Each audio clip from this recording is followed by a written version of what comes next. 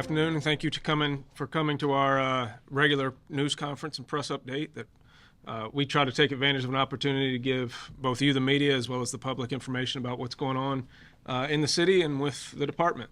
And as per usual, we'll start with our overview of where crime stands as of today.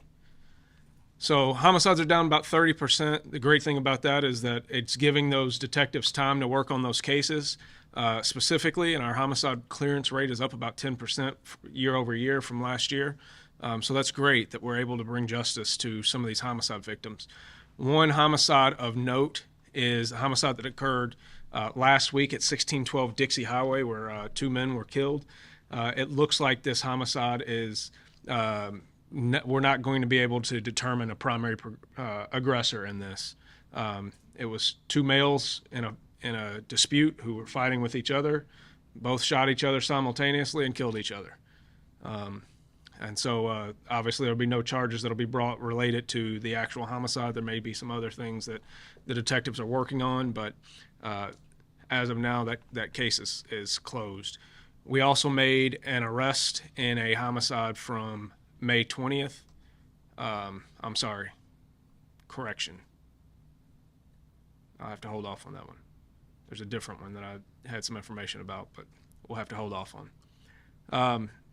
The other thing I'll talk about is the obviously carjackings are down, but our business robberies are up. That's pretty concerning. We have cleared 50% of those business robberies, which is great. But that is something to note, considering that all of our other violent crime stats are down, that business robberies are going in a different direction. So when it comes to our bank robberies, we've had 3 bank robberies, one of which we've solved and made an arrest on. The other, we think we've identified a suspect, but we're holding off on putting some of that information out to follow up on some things.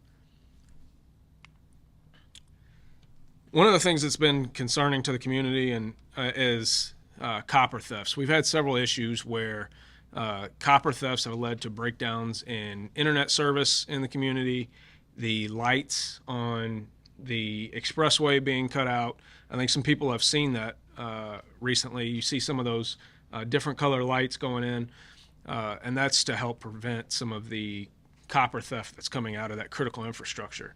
That being said, we do have what's called a critical infrastructure theft task force that has been put together between the police department, several private entities, and other government entities, and that is targeting these types of thefts. And one of the things that we did was we have alert systems that are put in on many of these traffic poles, these light posts. So anytime they are tampered with, we get an alert automatically and we can respond. Well, this young man here decided that he was going to steal some copper out of some of the highway lights. And he discovered real fast that technology is a little bit better than him, and he got caught up to really, really fast and caught basically in the act. Was charged with a couple of felonies and some other charges related to his copper theft of stealing wires out of the lights on the expressway at 64 around 22nd Street.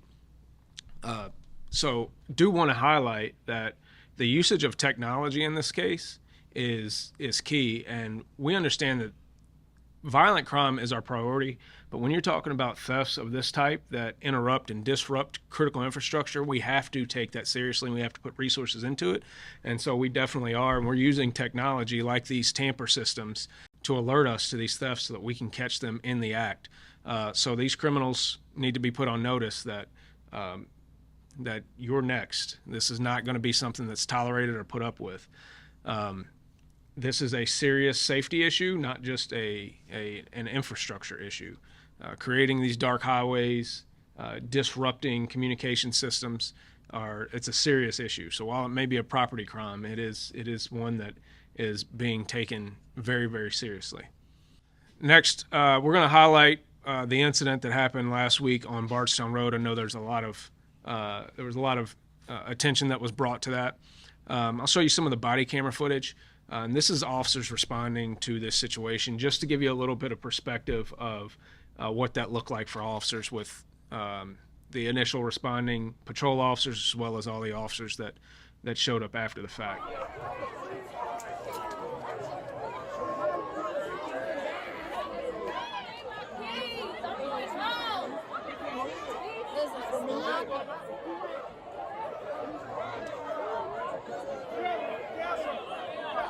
Ma'am, watch out, watch out.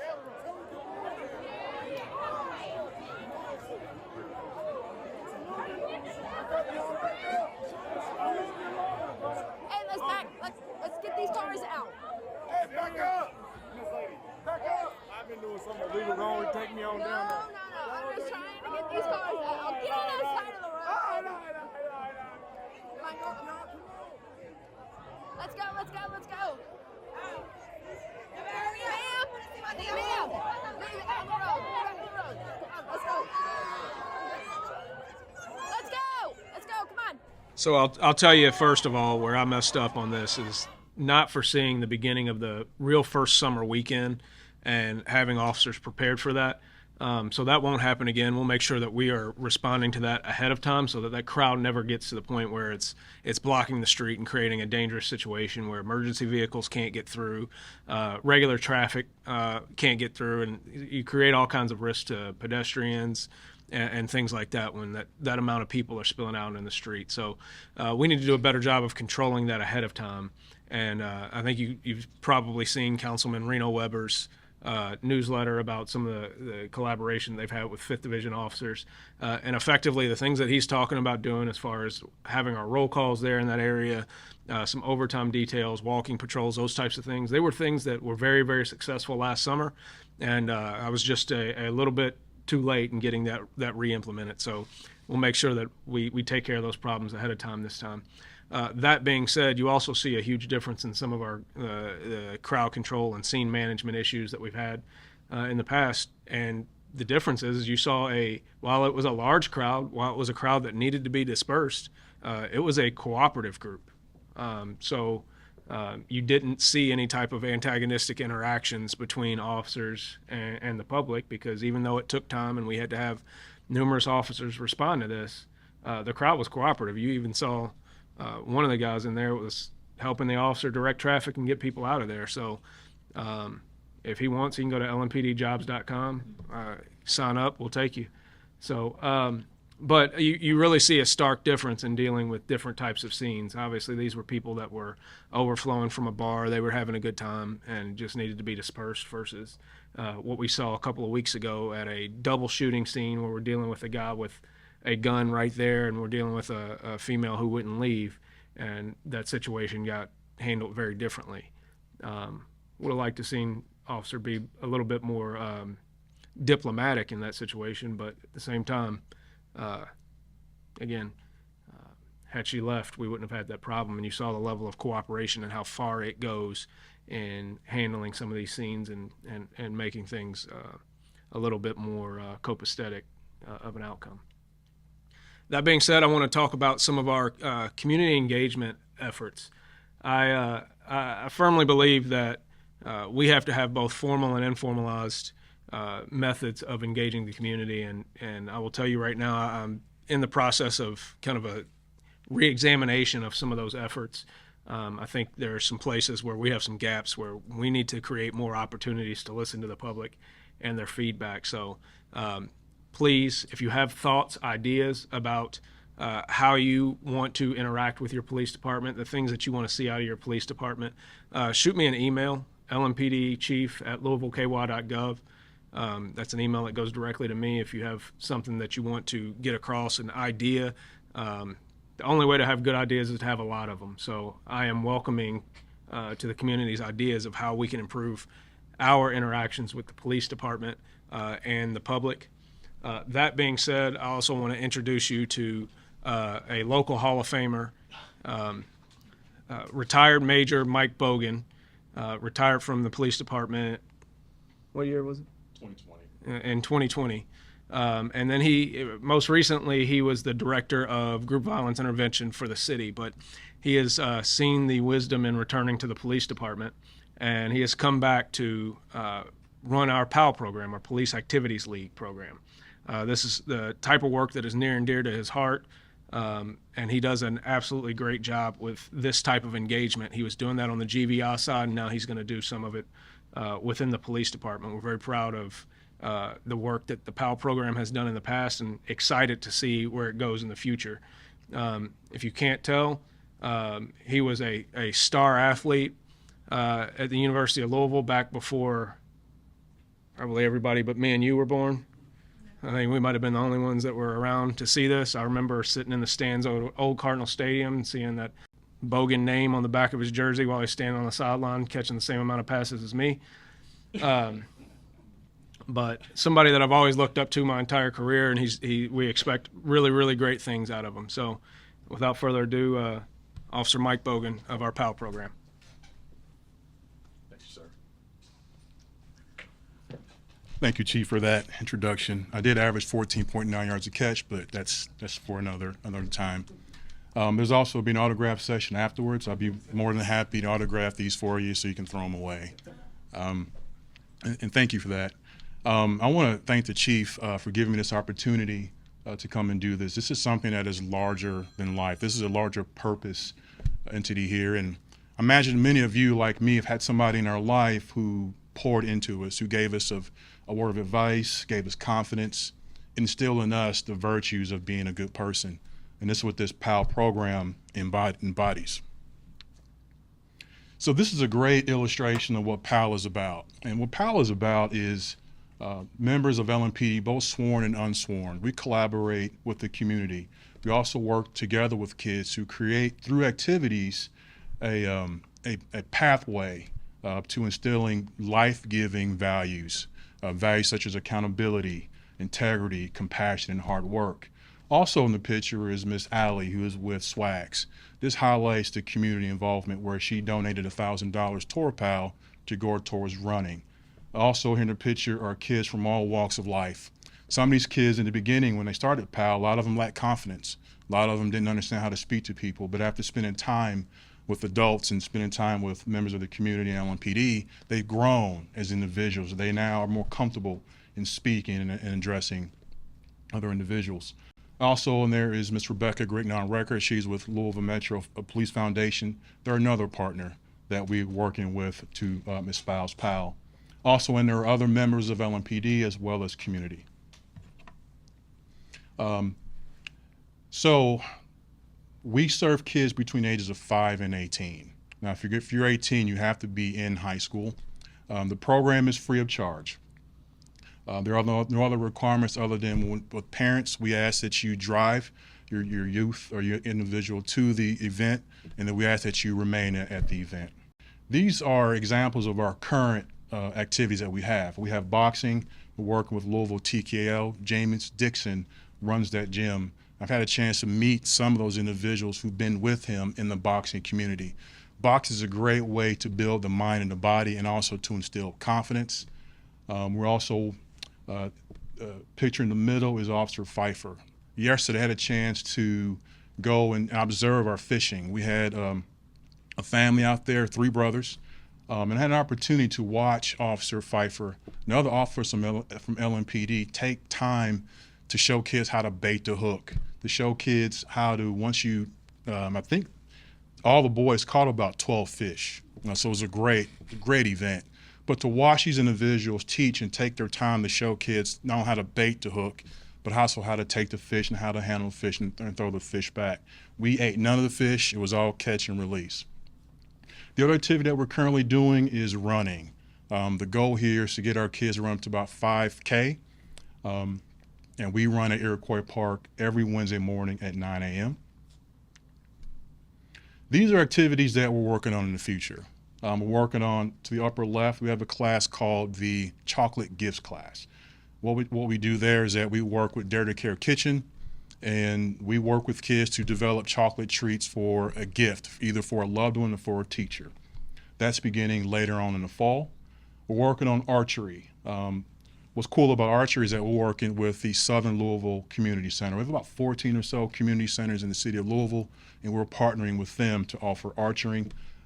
These are in various stages of development. Lower left is chess, another activity that we're working with the Southern Louisville Community Center. and swimming to your lower right. We have 3 locations, I believe Sun Valley, YMCA at 17th and Broadway. Officer Amy Mills is running that. She is an outstanding teacher in teaching kids how to swim. We have a beginners swim class and an advanced swim class. If you have any information, what we're looking for, my ask of you all is donations and venue. If you have a venue that you want to donate to us or any donations monetarily, please donate to the Louisville Police Foundation. If you have any questions, there's my email address right there, michael.bogan@louisvillekoi.gov. I'll be available afterwards should you have any questions. The PAL program is absolutely amazing, and I would ask you, go check out James Dixon's gym and what he's doing with kids separately from the police department. James Dixon and that TKO program is absolutely amazing. They had a boxing tournament last year between PAL programs from Indiana and ours that was absolutely amazing. And when that comes up again this coming year, I'll make sure that you get information out about it. But it was really, really neat to see, and some 14-year-olds that I wouldn't want to get in the ring with, I can tell you that. All right, so since we had no news in the past 2 weeks, nothing happened that was any different. Just want to talk to you about this little thing that has come up, the community commitment. So there's been a lot of talk over the last several months about what's going to happen with the consent decree and everything like that, and we have told you consistently that our intention has been the same. It hasn't changed, and that is to make LMPD the best police department that we can to serve the public and the community in Louisville. And we were going to take the draft of the consent decree and largely duplicate it. Obviously, it had to change, but now the Department of Justice has dismissed the consent decree. We're awaiting the judge's formal dismissal. We have put out this community commitment so that everybody understands exactly what we plan to do and how we plan to do it. So we are looking forward, not backward, when it comes to this department, and so that's what we're going to focus on. And the next steps in it obviously are going to be selection of a monitor, and in order to do that, we want to make sure that there is community input. And so there's going to be town halls, online surveys, that people can give recommendations out of what they want to see in a monitor. And so that'll come from Vanessa McPhail out of the mayor's office, and she's going to organize those so that we can make sure that we get that input from the community and what they want to see out of their police department when it comes to this monitor selection. And then the Community Safety Commission, there'll be a plan put out soon about how to apply for that Community Safety Commission and how that'll be selected. And so we want to make sure that people are aware of that, and if they want to apply for it, they can do so.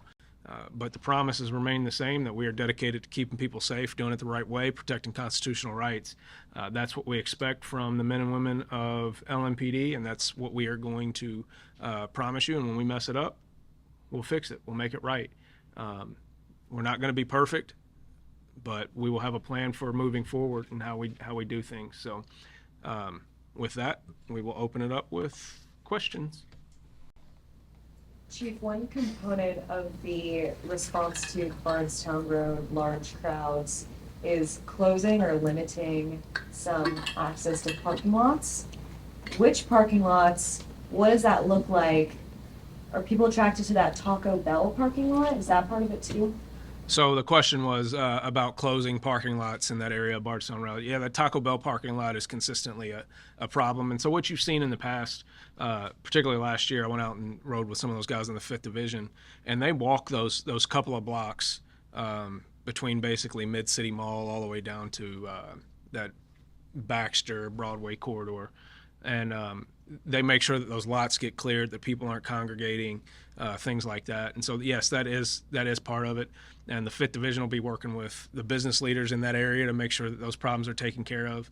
But the big thing is that, when you're talking about tactics of controlling behavior, there is an element of getting out ahead of things, which means that you have to do less work on the back end. And so we want to make sure that that presence on the back end is a lot more light-handed if we do all the work on the front end to make sure that people are following the rules and taking care of themselves. Because I'm sure every one of them that were out there that night would like for their night to continue, but the police had to come and break it up. So let's make sure that we get ahead of this on the front end, and everybody has a good night, that the police don't have to get in your business. There have been other large groups of teens that have congregated in other cities, and it's been like referred to as a teen takeover. Is that what this seems, or is it a graduation party that got real big, or what are you guys thinking? No, I think this was the beginning of the summer, and I think there were some social media that went out and made this bigger. But I don't think, to your point, I don't think this was a teen takeover or any of those trends that we've seen in other cities. And I don't have any information that we're going to have that problem here, but it is something that we are aware of is happening in other cities and trying to cut off before it happens. Is this something you expect to see every weekend, or is it just once a month? Or So this is something we expect to see every weekend. We know that when the weather's nice and summer weekends, that places like Bardstown Road, New Lou, those are going to be busy areas, and we have additional officers that will be working those areas in overtime. That is part of our crime plan. That is part of what's expected by not only those neighborhoods, but it's expected by the city in general, that police are going to be present to make sure that they have a good time. That dedicated detail force patrolling more extensively Friday and Saturdays, does that start tomorrow? Well, tomorrow's Friday. I expect there'll be people out there tomorrow night. So, yeah. I don't know if there's a detail stood up, but Fifth Division often handles that on their own, and they often handle it with overtime. So I can get you the information on whether there's a detail or not, but yeah. Chief, I wanted to ask you, we had two teams who were shot overnight, hours within each other, a week into summer break. I know you mentioned that non-fatal shootings are down this year compared to last year, at least up until this point, but I wanted to get your reaction on that, and then a message that you would like to send it to local families, and then just wanted to confirm that you were still asking people with information to call the anonymous tip line. Absolutely. So the question was about the double shooting of some teens recently. Here's the thing: is that it's very easy to get caught in the frustration of seeing shootings involving or of young people. But the fact of the matter is we have work to do, and that means that we get out, we beat the bushes, we talk to people, and we need that community support. We not only need the information about what has happened after the fact.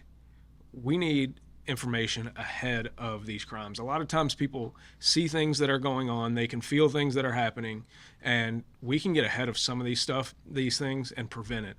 It's that old adage that an ounce of prevention is worth $1 a cure any day. Is that how you say it? Pound a cure, ounce, pound, metric, standard. So we would much rather get ahead of things and prevent something from happening. I mean, if we could work our way out of a job, I would love it. But we also know that that's not reality. And so we continue to need both that community cooperation as well as that proactive work by officers, as well as following up on those investigations. You mentioned earlier about the cooperative crowd and then the event that took place a couple of weeks ago following Mother's Day. I've asked for records related to the woman pulled from her car near 36th and Hale, as well as the address of 1120 South 36th Street. I was told that this event occurred obviously during a crime scene of a double shooting, and so she is considered a part of an active investigation into the matter. Yet all the records I've requested have come back that there's no responsive documents. What are you asking for? So I'm asking for reports related to all of this. Related to the shootings or the use of force? Both. Okay, you're not going to get the shootings because those will be the open investigation with homicide. And the use of force report, we'll get that to you whenever it's finished all the way through the chain of command. Okay. So, yeah. Will she be criminally charged? I don't think she was charged that night, no. I think there was a conversation. I think at the end of the night, she actually apologized to the officer for her behavior. And I think between the conversations between the officer, her, and some of the community members, the decision was made that there was no need to make an arrest, and let's move on and get her out of here. And so I think, and when we talk about officer discretion and officer decision making, I think people don't understand a lot of times officer discretion keeps people out of trouble more than it gets people in trouble. We make more decisions not to cite people, not to arrest people, than we ever do on the opposite way. And so I think this was probably a situation that was up here that maybe on both sides shouldn't have been up here. But as the situation progressed, both sides came down a little bit. She apologized and was sent on her way. With the consent decree no longer in place, how can the community trust that any accusations against the department and any other potential mishaps be held accountable? Well, we have a process for that. And so all of the accountability measures that were in the previous consent decree still remain here, as far as how to file complaints, how to receive information about your complaints, as well as the expectations of accountability. So the community can absolutely expect accountability. I think I've talked a lot about accountability and where we go moving forward and the type of department that we should have, one that embraces accountability, and that accountability prevents discipline. When it's done the right way, accountability is putting each other in check, putting each other in line, holding each other at a high standard before it gets to the point that discipline needs to happen. And so that's what we expect of each other, is that when something goes wrong, you call it out, you address it, you fix it, you do whatever you have to do on that end. But the other thing that I want to get across to officers and the community at large is that I don't want a culture that waits until something needs to be fixed. Even when things go right, let's look at those things that went right. Let's make sure that it was a product of our training, our policy, our supervision, and then how can we make it even better? So don't just wait for those bad things to debrief, to do an after action on, or to evaluate. Let's evaluate everything we do and do it a little bit better the next time. And that really is a credit to the work ethic and the discipline and the culture that we're trying to create here. When people in Louisville are reading the report and they see some of these changes that, have been things that have been removed from the consent decree, how would you explain why those changes were made? And, why, if these are things that we agreed to a few months ago, have some provisions been removed from the community commitment? Remember that this was a negotiated agreement to settle a lawsuit. Some of those things in there we thought were either not effective or not necessarily to fulfill the requirements of the law. A lot of things were actually duplicative to other sections. So when you talk about things like usage of the CEW against, with people with mental health issues, the health concerns, the danger physically of a taser on someone in mental health crisis is no different from the danger it poses to me and you physically. It's duplicative, right? So if we're having training on how to identify people in mental health crisis, how to deal with people in mental health crisis, and we're separately having training on how to use, when to use appropriately the taser, those things it overlaps. I don't need to then have a specific thing that says that there is a separate danger that doesn't exist, right? Because we're talking about the physical danger to someone who's in a mental health crisis. And actually, not to go too far into the weeds, but I guess it's kind of what you want. When you're talking about people in mental health crisis, often if it comes to the point where you have to use force, oftentimes the taser is the most effective thing that you can use. Because I can tell you from experience, wrestling around with someone is not easy. Trying to bring someone into compliance who is non-compliant is not easy. And often we are using either sheer force to force someone into compliance, right, through jujitsu or whatever it might be, or we're using pain compliance. And oftentimes pain compliance does not work with people who are on drugs, and it does not work with people who are in mental health crisis often, which means the level of force that you have to use is even higher. So oftentimes the use of something like a taser is actually more effective and less dangerous than what is effectively hand-to-hand combat with someone. So there are specific things that are unique in those circumstances, but the physical dangers are not. Thank you all. Appreciate it.